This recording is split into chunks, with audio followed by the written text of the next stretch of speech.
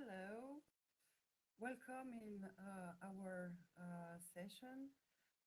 I'm Carole Astruc, Marketing Product Manager at Cytek. I'm really thrilled to be participating this year in the ESCCA Congress, since we have our newly released platform, the Northern Light IVD. And so today we would like to cover and to show you how to optimize a sample and experiment assay. And in this specific case, how we can redesign a three-tube detection into one to optimize the sample and the reagent usage. I'm going to hand over to my colleague Alex, who is going to present you this great work. One comment about your question. If you do have any, don't hesitate to place comment or question in the right side chat box, so that we will be able to address it. Thank you very much for joining, and Alex, please. All right. Thank you, Carol. So good afternoon, everyone. My name is Alex. I am a key account marketing manager here at Cytek Biosciences, where my role is to support customers that are in the CRO space and to ensure that their operation goes smoothly with our instrumentation. So I am here today to talk to you about how one can create efficiencies in the lab using full spectrum flow cytometry.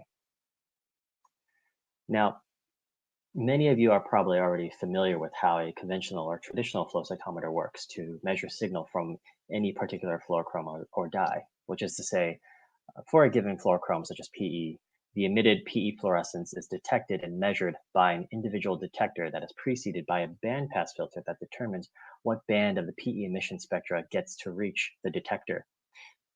Emitted fluorescence from PE that spills over into detectors that are dedicated towards the measurement of other fluorochromes is subtracted out from those detectors via the compensation matrix. Furthermore, any emitted fluorescence at wavelengths that are not able to pass through any of the bandpass filters is not collected at all. Now, in contrast with full spectrum flow cytometry, there is a detector array that is equipped with a set of bandpass filters that captures the entire emission spectrum of every fluorochrome that passes through the onboard lasers. In this case, what you see here is that with full spectrum cytometry, the emitted fluorescence from PE is captured across the entire spectrum of the blues of the laser. To prevent light from the onboard lasers from reaching the detectors, narrow gaps exist in the arrays to avoid capturing the light near and around the laser wavelengths, as shown here for the blue and red lasers. Now, not only does this approach capture fluorescence emission for PE from blue laser excitation, full spectrum cytometry also captures emitted light created by excitation from all lasers on board the system. Shown here is PE's emission from the violet laser in addition to the blue. In the 3-laser Cytek NL-CLC, which is the clinical variant of the 3-laser Northern Light system, there are 3 detector arrays fitted to collect fluorescence emission for each of the onboard lasers. Each detector array begins their detection near the laser excitation wavelength and goes into the far red. Each array is populated with a set of highly sensitive semiconductor-based detectors called avalanche photodiodes. You may have heard of them. They are different from your typical PMT detectors in size, as they are smaller, and in performance, as they have a higher sensitivity for red fluorescence. Additionally, the lasers are all spatially separated, making it easy to discern signals from each event acquired for each laser based on time. Having lasers spatially separated offers another advantage when using full spectrum cytometry, as it allows for the entire emission spectrum for any given fluorochrome to be captured across the different modules and then stitched together to create a full spectrum signature that combines all the emission information from each of the lasers. These full spectrum signatures are extremely useful because they give you the ability to compare the spectra of each dye directly on the instrument. For highly overlapping dyes like APC and Alexa 647, it is possible to visualize the differences in the spectra for these 2 dyes with the spectrum plots in Cytek's spectral flow software. These differences in the full spectrum enable Cytek cytometers to use these highly overlapping dyes in combination. Even though they are highly overlapping, they have enough differences in their signatures such that they can be used effectively on co-express markers, as shown in the example here with CD57 on Alexa Fluor 647 and CD8 on APC, with the plot on the left displaying CD3 negative lymphocytes and on the right CD3 positive lymphocytes. It's pretty clear full spectrum flow cytometry on the Cytek platform you benefits. Number one, increased flexibility in selecting fluorochromes to be combined together on the system. You do not need to change optical filters, and you can use dyes with a high degree of spectral overlap together, so long as their full spectrum signatures are distinct. It also confers the ability to gather more information from a single tube by allowing for the ability to multiplex your assays to new levels that may be unachievable on a conventional cytometer. Now, we will be talking about this by walking through an example where we were able to take a conventional 3-tube panel for AML MRD and redesign it for the NL-CLC to consolidate it down to 1 tube. Now, before I dive into how we were able to do that, I want to briefly mention how we acquire our samples on the NL-CLC. Each system available on the Cytek platform comes pre-installed with a set of instrument gain settings that have already been optimized for most immunophenotyping applications. We call them the Cytek assay settings.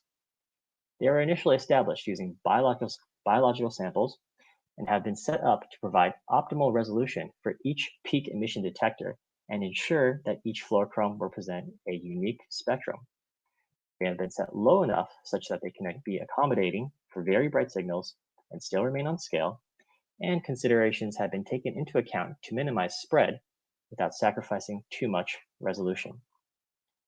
Since each instrument comes with these settings pre-installed by the manufacturer, it is possible to standardize the setup of each instrument by using these settings.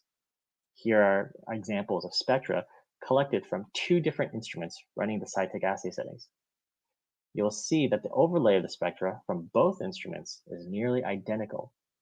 It is only nearly identical as it is almost impossible to get 100% overlap, as minor differences in the filters, detectors, laser powers, and other optical components create small differences between the different instruments, but it's very close. To demonstrate that point further, here is a 16-color assay that was collected at 3 different sites using 3 different instruments. Prior to the acquisition of these samples, the instrument was set to Cytek assay settings, and MFIs using beads were measured to ensure that each instrument was within range of one another. Again, there is some level of variation expected, but as you can see, the variation is quite low. Now, going back to the benefits that full spectrum confers, if we understand that spectral cytometers have the ability to distinguish highly overlapping dyes and can detect any dye that is excited by an onboard laser due to the nature of its measurement capability, we can easily see where the limitations are for conventional and where the advantages are for spectral. With any assay on a conventional cytometer, you will be limited by the spectral overlap of the dyes in the tube and by the number of detectors and bandwidth of the filters present on the instrument. This will limit the number of reagents you can mix into one tube together. Depending on how many markers you want to use in any given panel, this will require you to use the same markers in multiple tubes if the complexity of your panel is very high. Therefore, you'll need multiple tubes to fully identify, subset, and characterize your cells of interest, and that number will be correlated with the complexity of your panel. Now, going back to spectral, the primary advantage that can be provided by a spectral cytometer is the ability to allow for consolidation of multiple tubes into a single tube, and subsequently the combination of these reagents across these tubes into one tube. Because of this, you are no longer required to use redundant backbone markers across multiple tubes, and by the nature of needing to only acquire from one tube, you also use less sample. Because you're needing to prepare fewer tubes, less time and labor is needed to be spent prepping said samples. less reagent is needed due to the lack of redundancy, or in other words, the lack of a need to stain multiple tubes with the same reagent. And of course, less sample is needed for obvious reasons. I should also mention less time is also needed to acquire sample as well for the same reason. The need to use fewer resources across all these domains, whether it's human labor, time, reagent, or sample, results in, as we had previously defined it, improved efficiency. You're effectively able to reduce costs and time spent to obtain data that drives the same insight when you move from conventional to spectral. Now, to demonstrate the ability to combine multiple tubes into one tube, we took a well-established panel that is used in the field to measure minimum residual disease for AML down to one tube. Now, for those of you that are not familiar with MRD, but I imagine most of you are, this is a panel that is designed to measure the presence of residual leukemic cells after a patient has undergone some sort of treatment or therapy, whereby the presence or lack of presence of the residual leukemic cells has prognostic implications. So what we did was take Brentwood's panel for the detection of MRD in acute myeloid leukemia patients found in this paper referenced here, and redesigned it to maintain the same number of unique markers while keeping the clones as consistent as possible between the two. The goal was to consolidate the markers found in the three tubes into one tube, the panel into a one-tube panel that was able to reproduce patterns in the data that were consistent in the original expression patterns found in Brent's three-tube panel. Now, you'll notice that in the original three-tube assay, there are several markers found in all three tubes: CD34, CD38, 45, and HLDR, and they are all included in each tube to find the bone marrow samples. On top of these backbone markers, additional antibodies are added in each tube to specifically look at that early maturation of hematopoietic stem cells in tube 1, the maturation of the monocytic or myelomonocytic precursors in tube 2, and aberrant expression of T and NK cell lymphoid-associated antigens on progenitor populations in tube 3. In the one-tube assay that we designed for the NL-CLC, we removed the redundancy for CD34, 38, 45, and HLA-DR, and combined the ability to observe the maturation of all the different precursor populations and to observe any possible aberrant expression into a single tube. You'll see that we went from 18 colors with 4 redundant markers in 3 tubes to 18 colors with no redundant markers in 1 tube. Now, how did we come up with this panel design? Well, first, we had to select the combination of fluorochromes to use, which required unique signatures. How do we do that? Well, here at Cytek, we have several resources that are either located online or in our Spectral Flow software that can be used to guide the selection of fluorochromes. This includes the Fluorochrome guideline for the specific configuration of choice, an online spectrum viewer that provides the normalized spectra for each commercially available dye that can be run on our instruments, and a metric that we came up with that can provide a quantitative assessment of the spectral differences between pairs of fluorochromes that we call the similarity index. The similarity index is going to range between 0 and 1, where a similarity index of 1 indicates that these two spectra are exactly the same. A similarity index of 0 indicates that they are completely different. We also provide a brightness ranking by reporting the stain index for each of the commercially available dyes that can be acquired on the instruments. All of these stain indices with PBMCs stained with CD4 antibodies conjugated to the dyes listed on the x-axis. Dimmer dyes are to the left, brighter dyes are to the right. Here is the final fluorochrome configuration we come up with. As you can see, our final design uses a breadth of different dyes that emit at various levels of intensity. In this table, the number of yellow dots next to each fluorochrome name is an estimate of its relative brightness. So you can see here, not only did we use relatively bright dyes, we also used a mixture of dim dyes and mid-bright dyes in our final 18-color panel design. Once we finalized our fluorochrome selection, the next step was to find the optimal titer for each of the reads we were using to ensure optimal stain index for each fluorochrome in the panel. After we did that, we wanted to verify that the patterns in the 18-color panel match the patterns that were found in the original 3-tube panel as much as possible.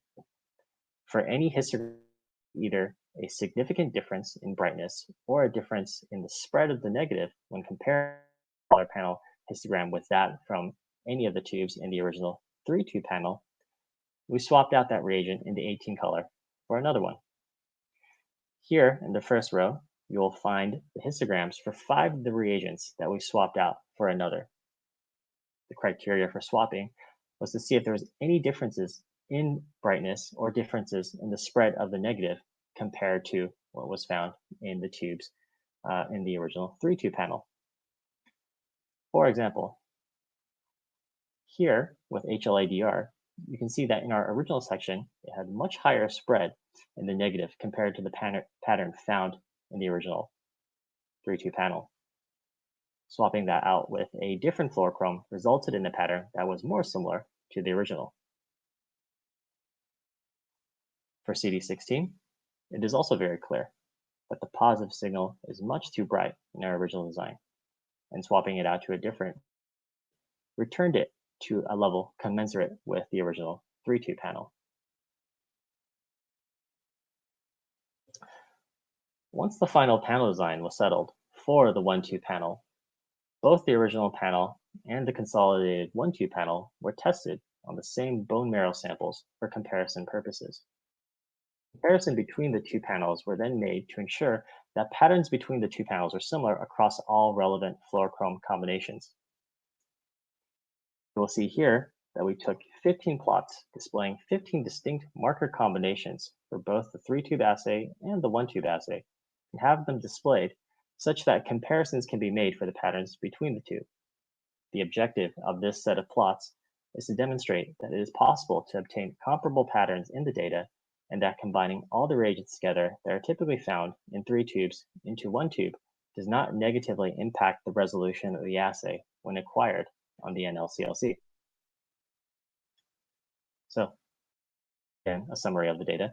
As you can see, we collected from normal healthy donors, and with that, not only were we able to demonstrate the ability to generate comparable patterns in the 1-tube assay, we also illustrated the fact that combining all these reagents together does not negatively impact resolution on the NL-CLC, which is key, as that effectively demonstrates the advantage of an instrument capable of full spectrum cytometry and is the characteristic that drives the efficiency. We were also able to procure patient samples for the purpose of generating additional data with our new 18-color panel. As you can see here, we have one set from a patient that has already gone through treatment and is in remission, and one set that has been recently diagnosed and has not yet received any treatment. The healthy donor here at the top is to serve as a reference to show what a normal healthy immunophenotype looks like. This dataset also demonstrates how phenotype and frequency of cell types change as the disease and treatment status changes. For example, if you look at this HLA-DR versus CD15 plot, you can see that initially the CD34 blast cell precursors express low levels of CD15 in the sample coming from the newly diagnosed patient. You'll see that these cells begin exhibiting CD15 expression after going through treatment, demonstrating the path towards fully differentiating into myeloid cells like the population you see here in green from the healthy donor. You'll see a similar pattern with CD64, where its expression is very low in the newly diagnosed patient, but begins exhibiting differentiation towards becoming myeloid cells after the treatment has concluded. Here's a summary of all the combinations, all in one page.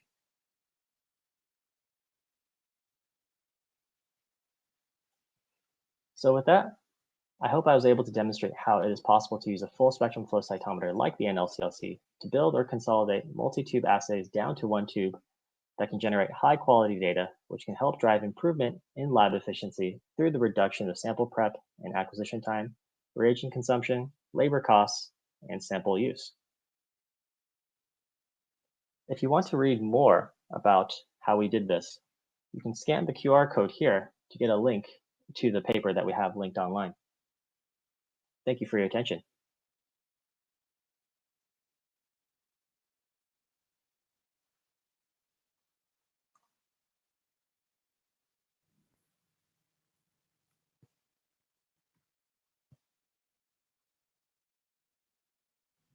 Okay. So thank you very much for your presentation, Alex. Really crystal clear and super efficient. We have question, so don't hesitate to use the chat box on the right side. So for instance, one first question about how does it align with the IVDR regulation coming in? So maybe I can take this one.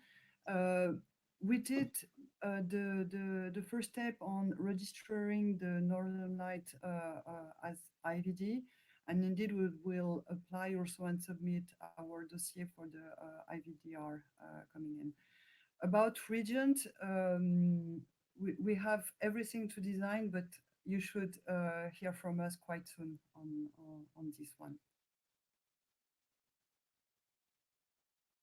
Hope I answered your question, Alan.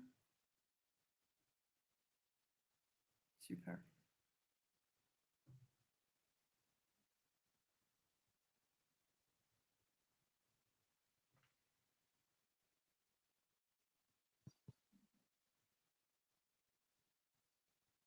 Okay.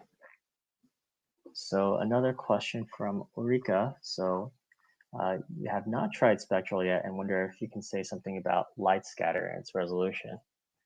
Well, so with respect to scatter, the Aurora or any of the Cytek platforms come equipped with the ability to detect side scatter off both the blue and violet laser. And part of the reason for that is because the initial design of the instrument was, well, small particle detection was a big consideration in the initial design. And so that was part of the reason why we enabled the ability to detect scatter off both the violet and blue laser. So you'll find that to being able to detect small particles, any of the Cytek platforms are very good at that particular type of measurement. With respect to resolution, what we do for qualifying the instruments is to ensure that we can detect 100 nanometer particles. So that's something that all the instruments are capable of doing.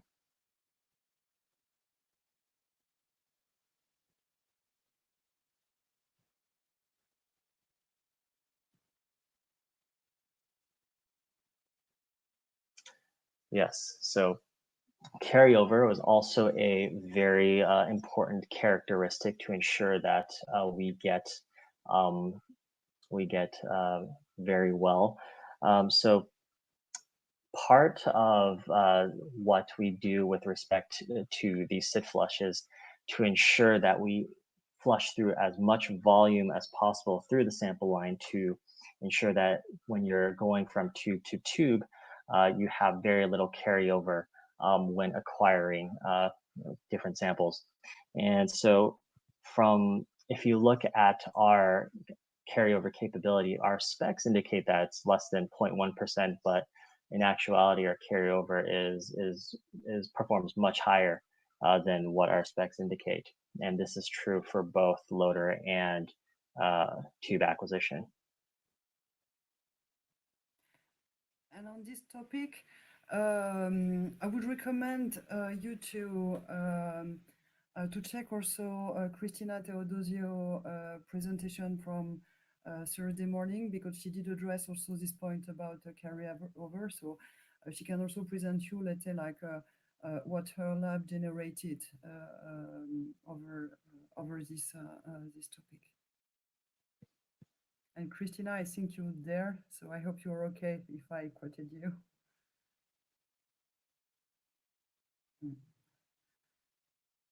I see a question also about multi-sample loader. So yes, we do have it. and we can present you more of the specification. So that was a question from Alan. And so maybe for you, Alex, a question from Boran about catching 100% of any emission spectra. And what about background or noise? So with respect to catching emission spectra, so how the detector arrays are designed are to basically begin measuring the spectra starting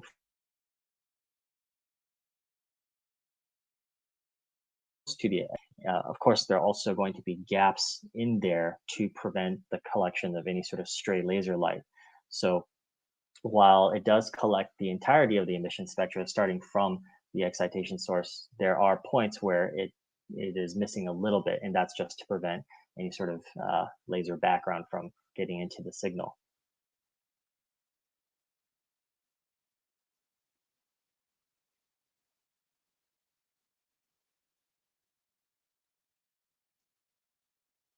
And a question about FRET.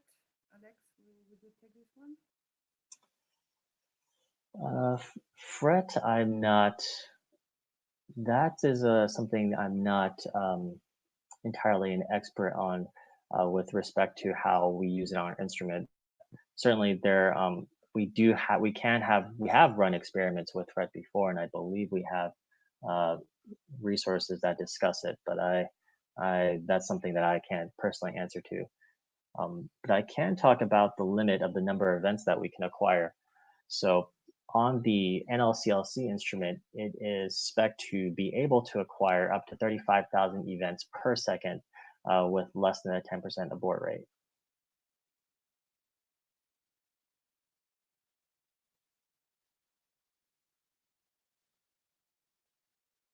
Thank you. And then we have also another question about the throughput. Oliver, is it a question regarding a sample loader? Or is that answer about limit of number of events we can acquire answers yours?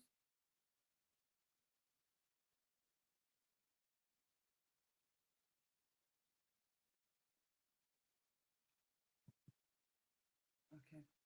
So anyway, we are 1 minute before the closing of this session. So Oliver and Florian, we will come back to you on about your question. Let me thank you warmly for attending our session. Thank you, Christina, also for commenting already about the carryover. Thank you, and we'll make sure that we'll keep in touch for the remaining questions. Thank you very much, Alex, because I think it's quite early for you in the morning. And thank you very much, and hopefully we'll meet you soon. Thank you.